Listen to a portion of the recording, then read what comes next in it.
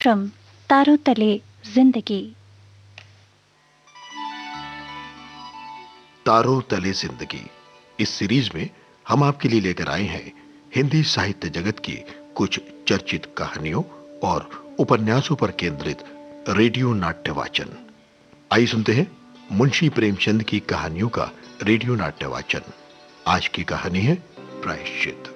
वाचन स्वर और प्रस्तुति काजल सूरी की है।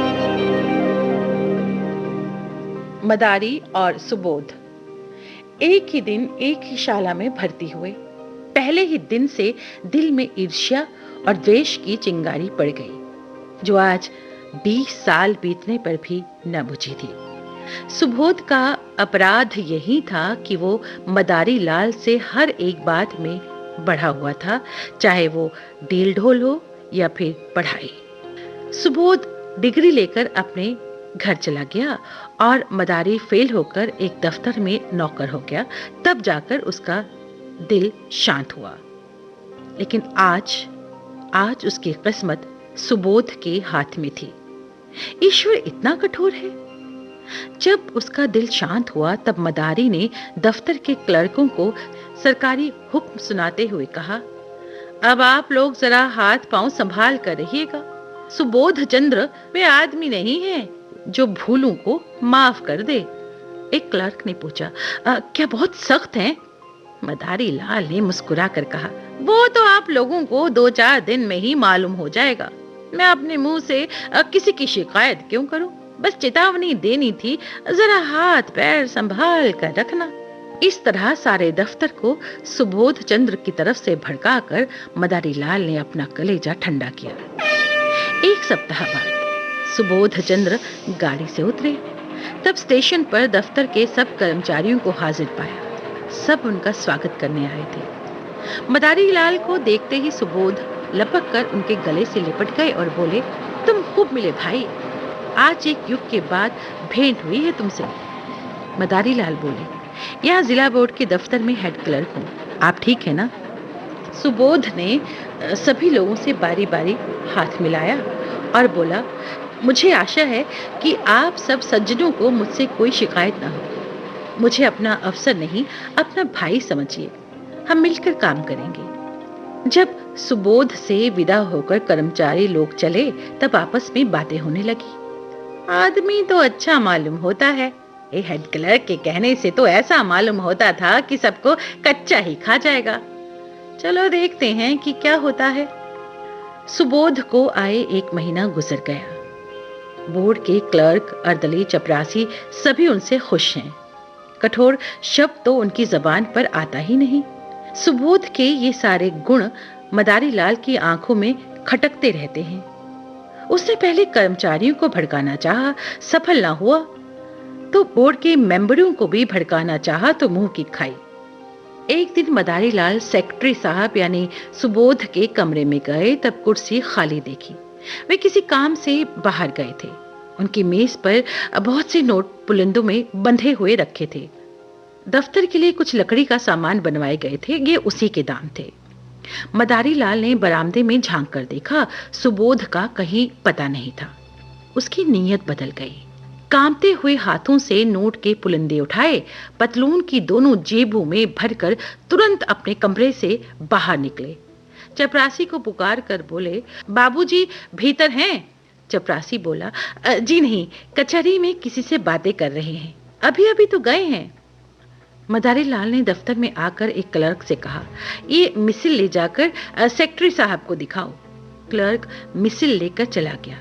जरा देर में लौट कर बोला, सेक्रेटरी साहब कमरे में नहीं थे, फाइल मेज पर छोड़ आया हूँ। मदारी लाल ने मुंह सिकोड़ कर कहा, कमरा छोड़कर कहाँ चले जाया करते हैं? किसी दिन धोखा खाएंगे। तभी ठेकेदार ने आकर सलाम किया। सुबोध ने कहा, तुमने बहुत देर कर दी, तुम्हारा ही इंतजार कर रहा था। 10 बजे ही रुपए मंगवा लिए थे। रसीद लिखवा लाए हो ना? ठेकेदार, जी रसीद लिखवा लाया हूँ। सुबोध, तो अपने रुपए ले जाओ, तुम्हारे काम से मैं बहुत खुश नहीं हूँ। लकड़ी तुमने बहुत अच्छी नहीं लगाई और काम में सफाई भी नहीं है। अगर ऐसा काम फिर करोगे तो ठेकेदारों के रजिस्टर से तुम्हारा नाम निकाल दिया जाएगा। ये कहकर सुबोध ने मेज पर निगाह डाली। नोटों की पुलिंदे वहां नहीं थे। सोचा शायद कहीं किसी फाइल के नीचे दब गए हैं। उसने हर जगह नोट ढूंढे। दिल ही दिल में धड़कन तेज होने लगी। तुरंत मदारी लाल को बुलाकर कहा कि आपने मेरी मेज पर से नोट तो उठाकर नहीं रख लिए? मदारी लाल ने हैरान होकर कहा, क्या आपकी मेज पर नोट रखे हुए थे? मुझे तो खबर ही नहीं। अभी सोहन लाल एक फाइल लेकर गए थे, तब आपको कमरे में ना देखा।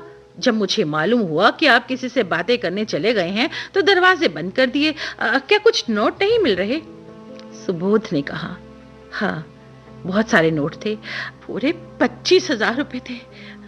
सारा दफ्तर तलाशी लेने लगा। सुबोध ने एक लंबी सांस ली और कुर्सी पर बैठ गया। चेहरे का रंग फक हो गया। इस समय कोई उन्हें देखता तो समझता कि महीनों से बीमार हैं। मदारी लाल ने सुबोध के कान में कहा, बैंक में कुछ रुपए तो होंगे ना, निकाल कर ठेकेदार को दे दें, वरना बड़ी बदनामी होगी। नुकसान तो हो ही गया, अब उसके साथ अपमान क्यों हो? सुबोध ने करुण स्वर में कहा, बैंक में मुश्किल से 200-400 रुपए होंगे भाईजान। रुपए होते तो क्या चिंता थी? समझ लेता जैसे 25,000 उड़ गए वैसे ही 30,000 भी उड़ गए। यहाँ तो एक कौड़ी भी नहीं कफन के लिए भी। सुबोध चंद्र ने आत्महत्या कर ली। इतने रुपयों का प्रबंध करना उनके लिए कठिन था। मृत्यु के सिवा उन्हें अपनी वेदना, अपनी विवशता को छिपाने की और कोई आड़ ना थी। मदारी लाल जब सुबोध चंद्र के घर पहुंचे तो उन्हें ऐसा मालूम हुआ कि सब लोग उनकी तरफ संदेह की दृष्टि से देख रहे हैं। पुलिस इंस्पेक्टर ने उन्हें बुलाकर कहा कि हम सभी का बयान लिख रहे हैं, आप भी अपना बयान लिख दें, और सबके बयान तो मैं लिख ही चुका हूँ। इसी वक्त सुबोध के दोनों बालक रोते हुए मदारी लाल के पास आए और कहा, चलिए, आपको अम्मा बुलाती हैं। दोनों मदारी लाल से परिचित थे। शोकातुर विधवा ने सिसकते हुए कहा, भैया जी, हम लोगों को वे मझधार में छोड़कर चले गए। अगर मुझे मालूम होता कि मन में ये बात ठान चुके हैं तो अपने पास जो कुछ था वो सब उनके चरणों में रख देती। मुझसे तो यही कहते रहे कि कोई ना कोई उपाय हो जाएगा। आपके ऊपर उन्हें कितना भरोसा था कह नहीं सकती। मदारी लाल को ऐसा लगा जैसे किसी ने उनके दिल पर तीर चला दिया। उनके मुंह से आवाज न निकली। रामेश्वरी ने फिर से कहा, रात सोए तब खूब हंस रहे थे, रोज की तरह दूध पिया, बच्चों को प्यार किया, थोड़ी देर हारमोनियम बजाया और फिर कुल्ला करके लेट गए। कोई ऐसी बात न थी जिससे लेश मात्र भी संदेह होता। मुझे चिंतित देखकर बोले, तुम बेकार घबराती हो, बाबू मदारी लाल से मेरी पुरानी दोस्ती है, आखिर वो किस दिन काम आएगी। रुपयों का प्रबंध आसानी से हो जाएगा। फिर न जाने कब मन में ये बात समाई। मैं नसीबू जली ऐसी सोई कि मुझे क्या पता कि वो अपनी जान पर खेल जाएंगे। मदारी लाल को चक्कर आने लगे, लेकिन आंसुओं के प्रभाव को वो रोक न सके। मदारी लाल ने दाह संस्कार किया। 13 दिन तक क्रिया पर बैठे रहे।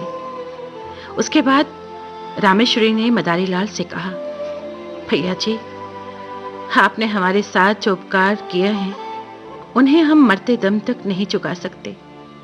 मदारी लाल ने एक पल सोचकर कहा, अगर मैं कुछ सलाह दूं तो उसे मानेंगी आप? रामेश्वरी, भैया, आपकी सलाह ना मानूंगी तो किसकी सलाह मानूंगी, और दूसरा है ही कौन? मदारी लाल, तो आप अपने घर जाने के बदले मेरे घर चलिए। जैसे मेरे बाल बच्चे रहेंगे वैसे ही आप भी रहोगे। आपको कोई कष्ट नहीं होगा। ईश्वर ने चाहा तो कन्या का विवाह भी किसी अच्छे कुल में हो ही जाएगा। विधवा की आंखें सजल हो गई।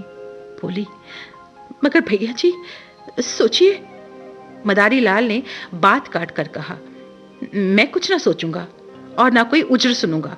क्या 2 भाइयों के परिवार एक साथ नहीं रहते? सुबोध को मैं अपना भाई समझता था और हमेशा समझूंगा। मदारी लाल सबको अपने साथ ले गए और आज 10 साल से उनका पालन कर रहे हैं। दोनों बच्चे कॉलेज में पढ़ते हैं और कन्या का अच्छे कुल में विवाह हो गया है। मदारी लाल और उनकी पत्नी तन मन से रामेश्वरी की सेवा करते हैं और उनके इशारों पर चलते हैं। मदारी लाल सेवा से अपने पाप का प्रायश्चित कर रहे हैं।